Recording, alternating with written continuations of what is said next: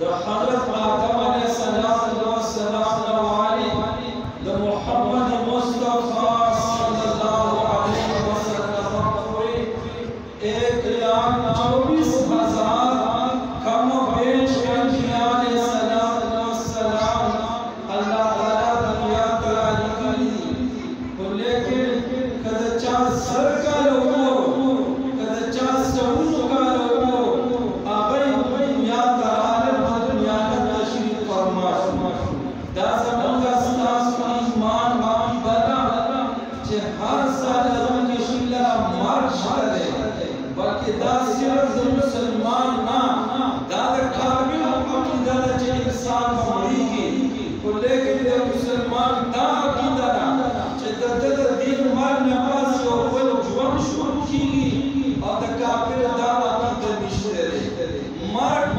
मुसलमान मानी मर दहरिया मानी मर काबिल मानी मर यहूद मानी मर ईसाई मानी तो सिर्फ मुसलमान दा अकीदा जे दिल मर नमाज और बेन जुवन मानी और आगे जुवन हकीकी जिंदगी दा नो दी दुनिया में जिसको गुमराह दे हज़रत नूह अलैहिस्सलाम चिकना वफात के दो मलकुल मौत को सरा गए खलत हसना अखली और आगे नूह अलैहिस्सलाम कि 1050 साल जिंदगी दा मलकुल मौत तपूस गई वे तादा दुनिया संग उलिदा आगा तो फरमाई दास उम्मीद लगा यो पूरी द आगे दो दरवाजे में पयो दरवाजा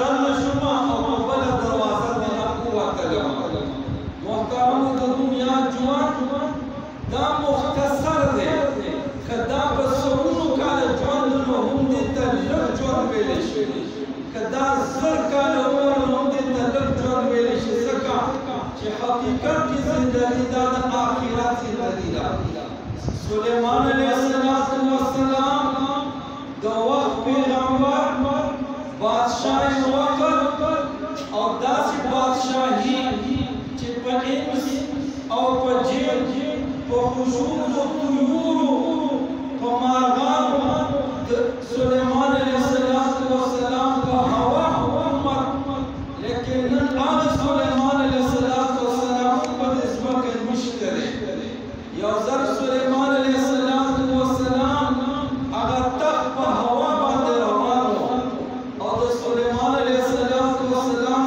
तक बांधे 80,000 कुर्सियां वफरते 80,000 कुर्सियां तो आगे बांधे सुलेमान अलैहिस्सलाम सिर्फ जिम्मेदारान खलक बो यौजर सुलेमान अलैहिस्सलाम अगर तक पर हवा रवान दे यौजर उदार समेत वटी के कार के चिकने पुकतल बारा चिदो सुलेमान अलैहिस्सलाम तक पर हवा रवान दे न देख हैरान शम ताज्जुब ने जान सरा हुए सुभान अल्लाह सुमरा लुए तक पर हवा बांधे रवान द सुलेमान अलैहिस्सलाम मुजिज़मा आला सुभान अल्लाह वल हवा के हवा ते हुक्म अगर तख्तरा कुसको सुलेमान अलैहिस्सलाम का जमींदार मालूम तो तपूस भी रख गई वही तासो हुए आवाज वही मौज सुनी पेली वही ना तासो हुए वही माच कलस्ता दा तख्त द हवा पाले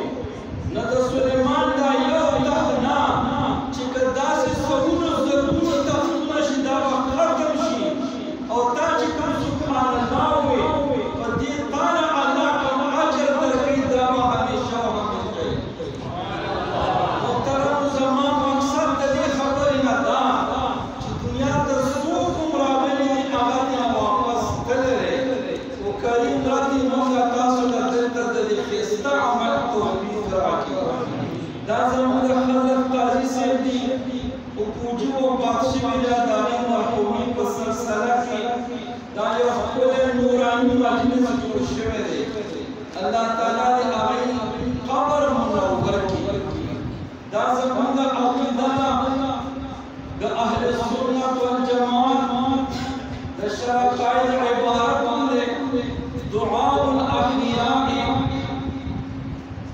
وامواتهم نفع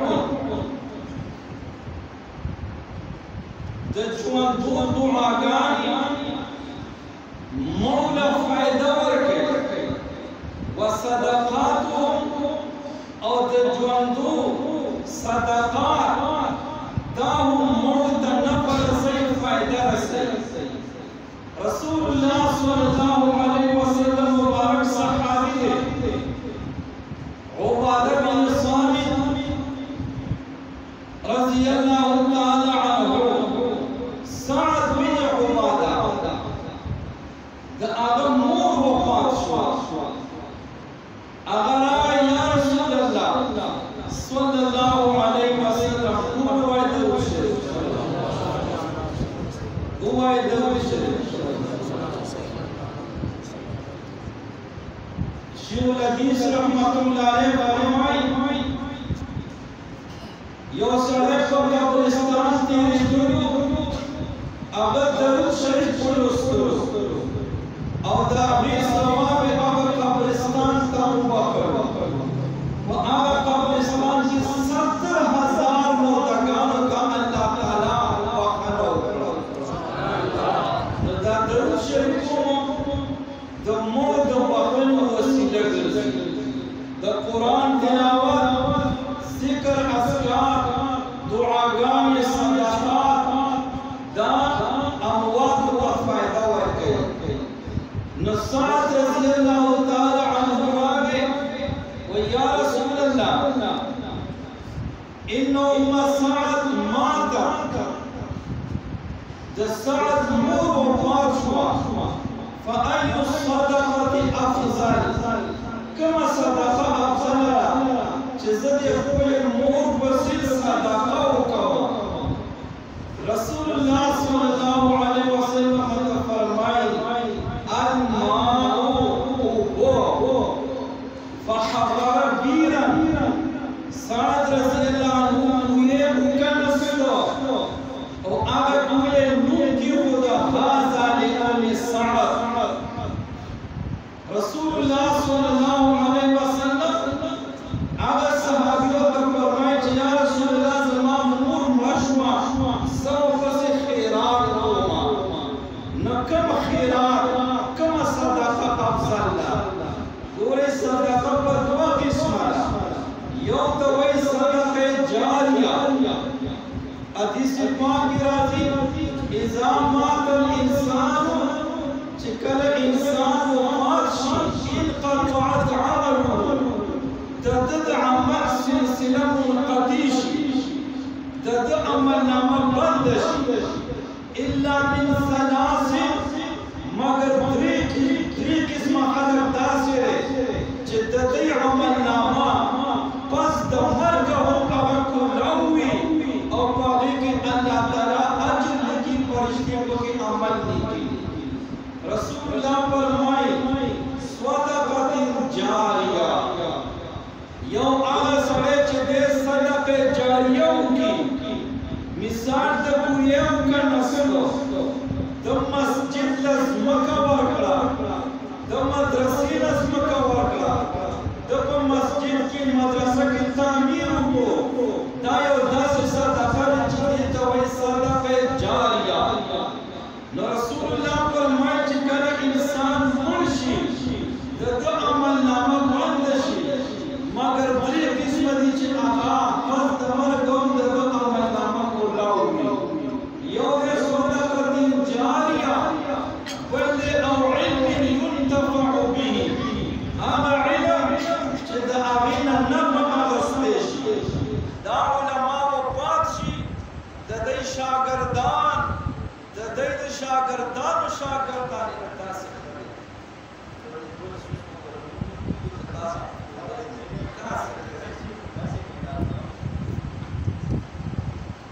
دا علما وفات شي لیکن دوی چاته قرآن دی چاته حدیث کولی دی دی څوک په مانځه باندې ودرولی دي لکه عالم په قبر کې پروت دی د ده هغه شاګرد قرآن ولي د ده هغه شاګرد مونځ کوي د ده هغه شاګرد قال الله او قال رسول بیانوي دکه عالم وفات دی لیکن د ده عملنامه کلاو ده د ده په عملنامه کې اعمال صالحه درج کیږي. دریم نمبر رسول الله صلی الله علیه وسلم فرمایي او ولد صالح نیک عمل اولاد الله تعالی تاسو ټول له نیک عمل اولاد درکړي. دغه نیک عمل اولاد انسان وفاتي او دغه اولاد د ده لپاره د مرګ نه پس هم دعاګانې غواړي. دغه اولاد د پلار دپاره نفل کوي د پلار او مور دپاره صدقات ورکوي دعاګانې غواړي. نو د دغه مور او پلار وفات شوي لیکن د دی په عملنامه کې هغه اجر او ثواب لیکلی شي. رسول الله صلی الله علیه وسلم نه هغه صحابي تپوس کوي ایو صدقه افضل کومه صدقه افضل ده؟ رسول الله ورته فرمایي الماء اوبه. محترمو دا د هر وخت ضرورت مطابق خبره چرته به د مسجد ضرورتي چرته به د اوبو ضرورتي چرته به د مدرسې ضرورتي هغه ضرورت مطابق چې کله انسان صدقه ورکړي نو دغه صدقه د هغه مړي په عملنامه کې لیکلی شي او هغه ته الله تعالی په هغې باندې اجر او ثواب ورکوي.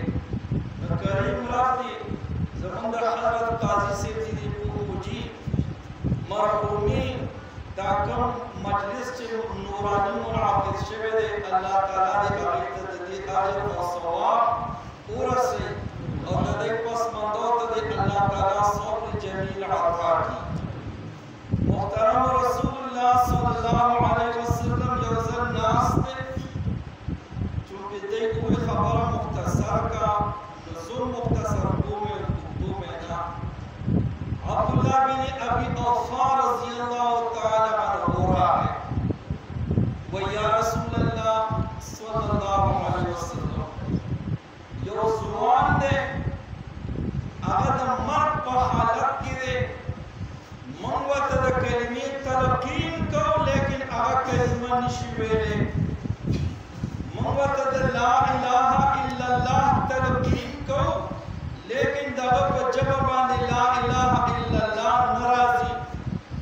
رسول الله فرمایي آیا ته لمونځ کوو؟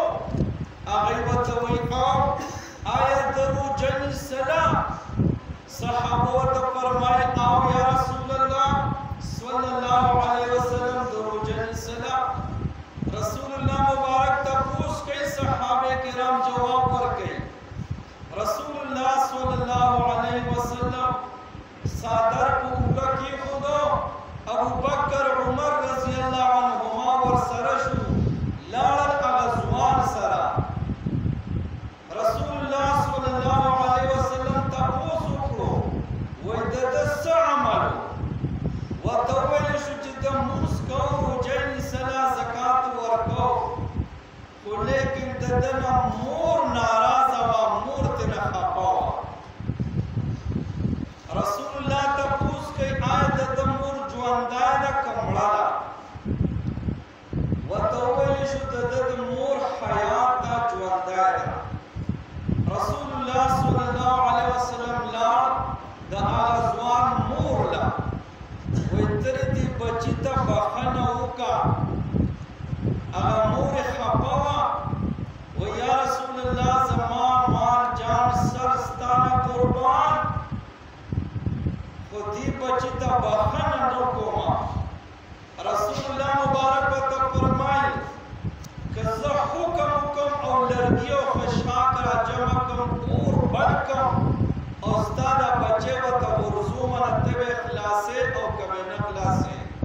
هغه مور ورته وایي یا رسول الله زما بچی دی زه ترې خفه یم خو لیکن په اور باندې پې نیم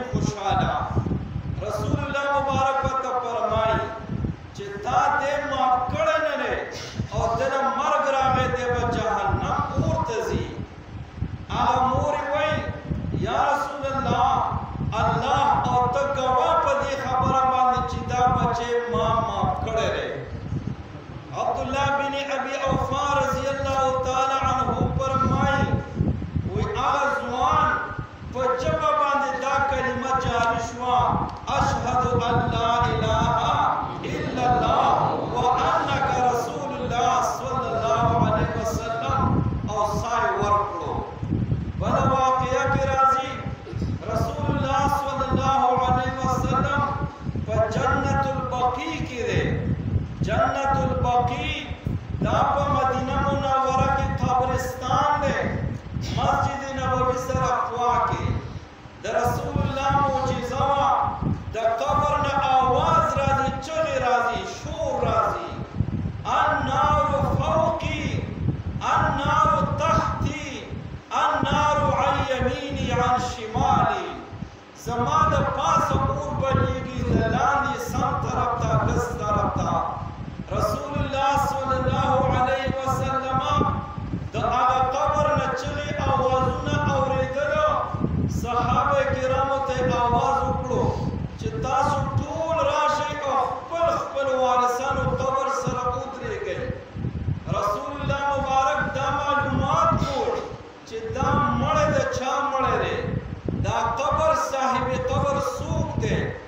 هغه خلک صحابه کرام بیل بیل راځي او خپل خپل وارث قبر سره ودرېږي. رسول الله صلی الله علیه وسلم ګوري چې یو بوډۍ زنانه را روانه ده، همسا ورسره ده، کونډي او په دیکو دیکو را روانه ده. هغه راله هغه قبر سره ودرېده چې د کوم قبر نه دا چغې راتلې چې النار فوقي النار تحتي عن يمين شمالي. رسول الله صلی الله علیه وسلم د هغه بوډۍ زنانه نه تپوس کوي چې دا قبر چې دی نو دا څوک دی، دا ستا څه دی؟ هغه زنانه ورته وایي یا رسول الله دا زما بچی دی. رسول الله مبارک ورته فرمایي د ده څه عمل و؟ هغه بوډۍ وایي زنانه ورته وایي یا رسول الله د ده نور عمل څه، خو ټول عمر ده زه خفه ساتلی وم او زه د ده نه خفه یم او اوس هم د ده نه زه خفه یم، ناراضه یم. چونکې د رسول الله معجزه وه، هغه قبر کې ورته عذاب ښکارېده، عامو خلکو ته نه ښکارېده. رسول الله مبارک هغه زنانه ته وفرمایل چې دې بچي ته دې بښنه وکړه، ورنه دی په دې قبر کې په عذاب باندې دی.